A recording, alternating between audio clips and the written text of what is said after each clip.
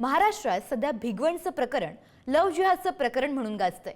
अशातच गुजरात सरकारनं विवाह नोंदणी कायद्यात सुधारणा करत लव्ह जिहाद रोखण्यासाठी पावलं उचलली आहेत। या सुधारणेमुळे आता विवाह नोंदणीसाठी पालकांची संमती असणं अनिवार्य करण्यात आलंय। त्यानंतर आता महाराष्ट्रातही अशा सुधारणा लागू करण्याची गरज व्यक्त होते। पाहूयात त्याबद्दलचाच हा विशेष रिपोर्ट। लव्ह जिहाद रोखण्यासाठी गुजरात सरकारचं मोठं पाऊल।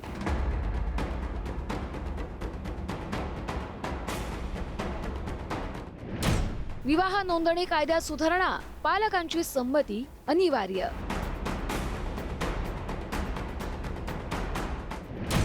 महाराष्ट्रात धर्मांतर बंदी कायदा लागू करण्याची मागणी। समितीचा प्रस्ताव सादर, कायद्याची घोषणा कधी? राज्यात सध्या भिगवणमधील हिंदू तरुणीचं अपहरण प्रकरण गाजतंय। या प्रकरणातील आरोपी हे मुस्लिम आहेत। तरुणीनं संमतीनं तरुणासोबत लग्न केल्याचा दावा केला असला तरी हे प्रकरण लव्ह जिहादचं असल्याचं सांगण्यात येतंय। या मुद्द्याच्या निमित्तानं पश्चिम महाराष्ट्रातील वातावरण तापलेलं असताना गुजरात सरकारच्या एका निर्णयाची चर्चा सध्या महाराष्ट्रात सुरू आहे। लव्ह जिहाद प्रकरणांना आळा घालण्यासाठी गुजरात सरकारनं मोठं पाऊल उचललंय। गुजरात सरकारने 2006 सालच्या विवाह नोंदणी कायद्यात सुधारणा प्रस्तावित। विवाह नोंदणीसाठी आता पालकांची संमती अनिवार्य करण्याची तरतूद। लव्ह जिहाद रोखण्यासाठी सुधारणा गरजेची, गुजरात सरकारचं मत। गुजरातमध्ये अनेक भागात निकाह प्रमाणपत्र समोर येत असल्यानं उपाययोजना। विवाह नोंदणी अर्ज सादर केल्यानंतर मुला मुलीच्या पालकांना व्हॉट्सअप संदेश। या नव्या सुधारणेनं लव्ह जिहादच्या प्रकरणांना आळा बसण्याचा विश्वास। गुजरातचे उपमुख्यमंत्री हर्ष संघवी यांनी या सुधारणा विधानसभेत सादर केल्यात। सरकार प्रेम विवाहांच्या विरोधात नाही, परंतु मुलींच्या प्रतिष्ठेचे आणि सनातन धर्माचं रक्षण करण्यासाठी ही दुरुस्ती प्रस्तावित करत असल्याचंही सांगण्यात आलंय। गुजरात सरकारनं ही पावलं उचलल्यानंतर महाराष्ट्रातही याची चर्चा सुरू झाली आहे। लव्ह जिहाद रोखण्यासाठी विवाहाबाबत गुजरात सारखा कायदा करण्याची गरज भाजप नेते व्यक्त करतायत।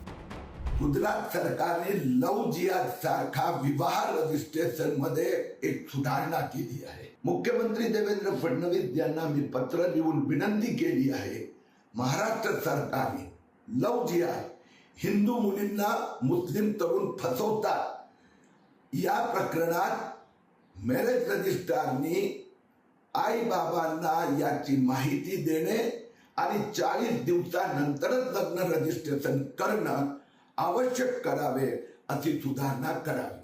तर यामध्ये दोषी सापडलेला किमान 10 वर्षाची सक्तमजुरीची शिक्षा झाली पाहिजे आणि असा कायदा हा महाराष्ट्र सरकारने सुद्धा केला पाहिजे, कारण महाराष्ट्र सरकारच्या अधिकारात ते येतं आणि तो राबवल्या सुद्धा गेला पाहिजे।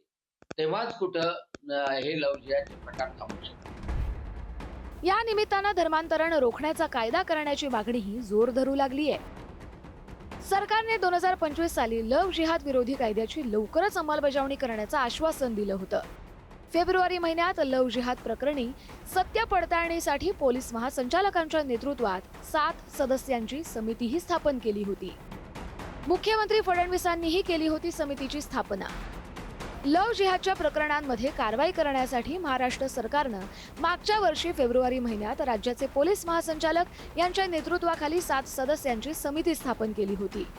या समितीनं अहवाल सरकारकडे सादर केला असला तरी अद्याप धर्मांतरण विरोधी कायद्याचा मसुदा अद्याप विधिमंडळासमोर आलेला नाही।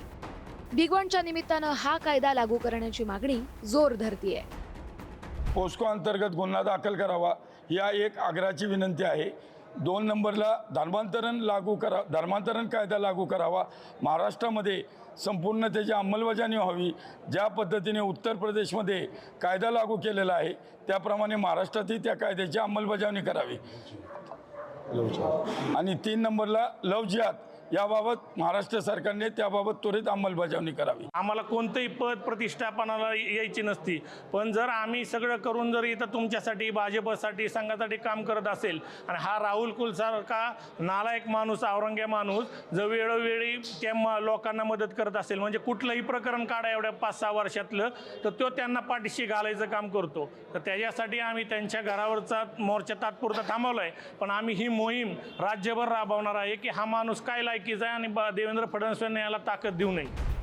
गुजरात सरकारनं नियमात केलेल्या सुधारणेमुळे महाराष्ट्रातील सत्ताधाऱ्यांना बळ मिळालंय.